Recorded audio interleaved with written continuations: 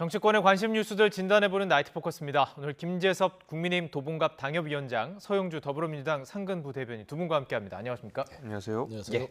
자, 우선 윤 대통령이 붙인 고 윤기중 연세대 명예교수 빈소 이틀째 이제 조목에게 다녀갔는데요. 이거 관련해서 좀 질문을 드리고 싶습니다. 워낙 아버지와 각별한 부자지간이었던 것으로 전해지고 있는데 당내 분위기 좀 어떻습니까? 일단 그 국정 운영에 공백이 없게 하는 게 굉장히 중요하다라는 데 의견이 모아지는 것 같습니다. 이거는 대통령께서도 직접 이야기를 하신 바기 때문에 예. 정부 여당으로서의 책임을 우리가 놓을 수는 없다. 슬픈 일은 슬픈 일이고 또 국정 운영을 하자 이런 분위기가 좀 주류로 있는 것 같고요. 또 이제 대통령실에서 밝혔던 것처럼 조문객들을 최소화하는 방침을 정해놓은 터라 예. 주요 그 당내 인사들이 참여를 하는 가운데서 여러 인원들이 어제 오늘 거쳐서 거의 다 왔다 갔다 이렇게 알려져 있습니다. 당 지도부는 지금 계속 함께한다고 얘기 나오는 네, 예.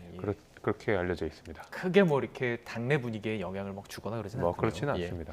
자, 여야 정치권 인사들의 조문 행렬이 이어졌고 이재명 대표의 방문이 아무래도 눈길을 끌 수밖에 없었습니다. 그냥 가면은 그냥 나오는 것도 아니고 차도 한잔 하고 이야기도 나누게 될 텐데 어떤 이야기를 나눴을지 궁금하기도 해요. 네. 그래서 일각에서는 혹시 경색 국면 좀 완화되는 것이 아니냐 이런 얘기도 있던데 어떻게 보십니까? 표면적으로는 모르겠는데 이게 아무리 좀 갈등 국면이 오랫동안 1년 6개월 동안 야당 대표를 만나지 않은 현 정부긴 하지만 그래도 당연히 대통령의 부친이 돌아가셨다고 해서 가는 게 아니라 윤석열 대통령은 또 같이 대선 경쟁을 했던 후보였지 않습니까? 네. 당연히 가서 조문하는 게 맞고요. 예.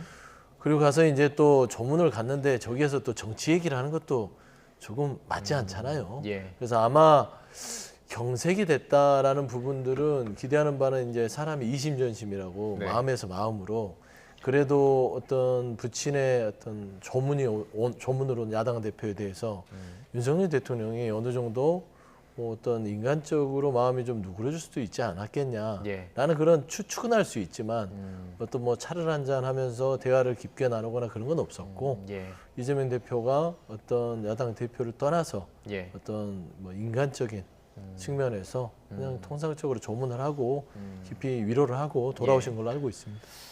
이런 기대도 있는 것 같아요. 지금 여기서 정치적인 어떤 대화는 할 수 없지만 영수회담이라든지 우리 한 번 더 만나서 얘기해야 되지 않겠습니까? 이런 식으로 좀 풀어질 수 있는 기회를 마련하지는 않았을까라는 기대 때문일 것인데 지금 알 수 있는 방법은 없습니다. 예.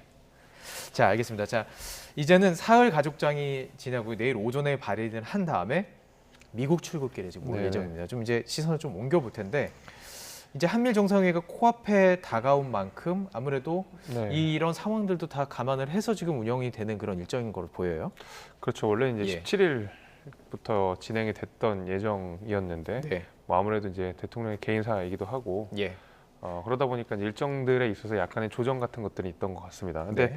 결국에는 크게 일정들이 며칠이 미뤄지거나 날이 바뀌거나 달이 바뀌거나 이런 건 아니었고 거의 예정된 수순대로 이제 가는 방식인데 결국 이제 지향점이 중요한 것 같습니다. 한미일 정상회담이 자주 이렇게 국민들께 보여질 수 있고요. 그 가운데서 논의되는 내용들이 굉장히 건설적이거든요. 네. 게다가 지금 이 핵 확장 억제와 관련된 내용들은 이 북한의 미사일 발사가 날이 갈수록 조금 더 고도화되고 그 위협도 조금 더 강화되는 그런 상황 속에서 한미일 공조 체계를 단단하게 만들어 놓으면 그 예. 미사일 방어를 하는 데 있어서 훨씬 우리가 효과적으로 방어할 수 있다. 이런 네. 것들 때문에 저는 이 방향성이라든지 아니면 이 정상 간의 만남의 빈도 이런 것들을 보게 되면 저는 굉장히 긍정적으로 생각하고 있습니다. 예.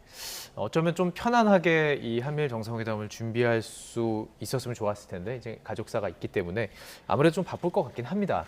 자, 그럼 좀 시선을 계속 이쪽으로 좀 옮겨 보면요. 지금 북한 쪽 얘기를 해주셨는데 북한 쪽 입장에서는 그 문재인 대통령 모친상에는 조의문을 보냈었어요. 근데 지금 조용한 상태입니다. 그런 상황 속에서 지금 외신 인터뷰가 나왔잖아요. 윤 대통령과의 외신 인터뷰 속에서 이제 북핵과 관련한 좀 강력한 발언들이 있었습니다.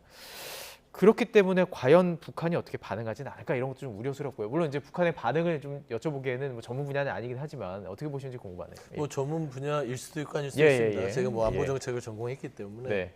근데 제가 봐서는 외교라는 게 국가 간의 어떤 관계성이라고 볼 수도 있지만 네. 사람이 하는 겁니다. 결국 사람과 사람. 그럼요. 예. 근데 외교에는 딱딱한 어떤 그냥 문서만 오가는 게 아니라 감정이 오가는 것이죠. 예. 그렇게 봤을 때는 문재인 정부 시절에는 예. 북한과 화해 무드 한 번도 다시는 오지 못할 새로운 길을 평화의 무드를 열었었잖아요. 예. 그러다 보니까 여러 가지 좀 많은 교류들이 감정적으로 좀 화해 무드가 있었기 때문에 네. 어떤 좋은 부분도 있었는데 윤석열 정부 들어서 지금 현재는 이제 강경 정책으로 그냥 바로 계속해서 일관되게 가지 않습니까? 네. 그런 부분에 있어서는 북한 자체도 지금 현 정부와 좋은 감정은 아니다. 사람과 사람 간의 관계도 그런 의미 좋은 감정은 같아요. 아닌 것 그러니까 같다. 이제 예. 풀릴 수 있는 단초, 그러니까 밀고 당기는 부분들이 있어야 되는데 특히 북한 관계가 어려워요. 남북 예, 관계가. 예. 그랬을 때는 어느 정도 여지를 두고 있었다면 좋겠지만 지금은 거의 대화도 단절된 상태지 않습니까? 네. 그런 의미에서 북한이 마땅히 그래도 이 윤석열 대통령 부친의 이 조문에 대해서 네. 응해야 됨이 오름에도 불구하고 예. 이 정도로 감정이 상했나라는 측면에서 좀 아쉬움이 크고요. 저는 좀 북한에서 아무리 감정이 상했어도 예. 어떤 조문에 대해서는 통상적인 절차에 따라서 이해를 갖추는 게 맞지 않냐? 예. 라는 좀 그런 생각을 가지고 있습니다. 이번 정권의 경색 국면은 두 개잖아요. 남북 관계 경색 국면도 경색 국면이고 야당과의 관계도 좀 경색 국면인데 예. 근데 그건 좀 다르죠. 예, 물론 이제 예. 진보 세력을 공산 세력으로 규정하는 듯한 발언을 하긴 하셨지만 네. 설마 그건 아니라고 믿고 싶고요. 하지만 이제 이게 이제 당내에서 이 국내 정치에 있어서 풀 수 있는 부분들은 충분히 여지가 있습니다. 예. 통로들이 있고요. 근데 북한과의 관계에 있어서는 이게 본인 우리 대한민국이 스스로 풀려고 하지 않고 한미일축 이 공동으로 북한에 대한 강력한 규제를 지금 약속하고 있는 시점에서 네. 북한은 그냥 우리 대한민국과 풀면 되는 문제가 아니라고 생각하기 때문에 예, 예. 더 경색되는 것 같습니다. 예. 그래서 제가 경색 국면 얘기했던 이유는 조금 전에 질문 드렸던 것처럼 뭐 여야 지도부가 그 조문회 현장에서 만났던 것처럼 만약에 북한이 좀 조문을 보내고 어떤 대화의 통로가 열릴 수 있지 않았을까 하는 어떤 기대감 때문에 말씀을 좀 드렸던 맞습니다. 건데요. 자, 이제 한미일과 관련해서는 곧 이제 몇 차례 남았죠. 내일 모레 이제 밤 넘어가는 그 시간쯤에는 이제 뭐 모두 발언이라든지 나올 그 이제 토요일 오전이 돼야 이제 정확하게 이제 기자회견이 나올 것 같은데요.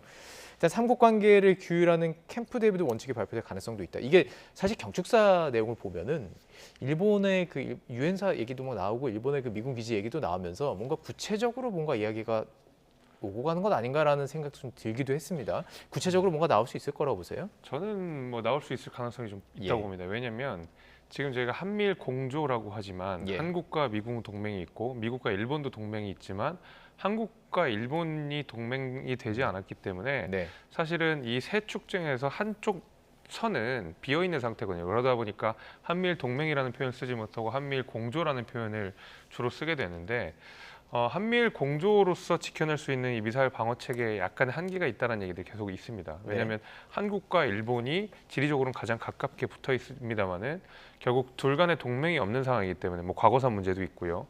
일본과의 어떤 외교적 마찰 문제도 있고요. 이런 것 때문에 한국과 일본 간의 동맹이 지어지지 않은 상황에서 저희가 미사일 방어 체계라는 면에서 안보 면에서 항상 약간의 부족함들이 늘 있었거든요. 네. 근데 지금 한국과 일본, 그다음에 뭐 일본과 한국, 그다음에 예. 미국 이렇게 세 나라 전부가 이렇게 핵 확장 억제와 관련돼서 적어도 그러니까 북한을 전제로 한 예. 핵 미사일 대응에 있어서의 적극적인 협조 관계로 나아간다고 하는 것은 예. 실제로 동맹까지 나아가진 않는다 하더라도 예. 기존의 기존의 한미일 공조보다는 한 발자국 더 나아간 어떤 협력 체계를 갖출 거라는 저는 인상은 좀 분명히 있습니다. 아마 그 정도의 논의는 구체적으로 나오지 않을까라고 저는 생각이 좀 됩니다. 이것과 관련해서 지금 우리의 북한을 향한 정책과 어떤 국제적인 정세에 있어서 큰 변화가 지금 주어지는 겁니다. 이루어지는 거고 하나의 어떤 변화의 계기가 될 텐데 그렇다면 북한도 가만히 있지는 않을 것이고요. 그렇다면 어떤 북한의 대응이 나올 것이냐 혹은 도발일 것이냐 어쨌든 대화의 문은 막혀 있는 상황이고 그런 우려도 있는 것이 사실인데요.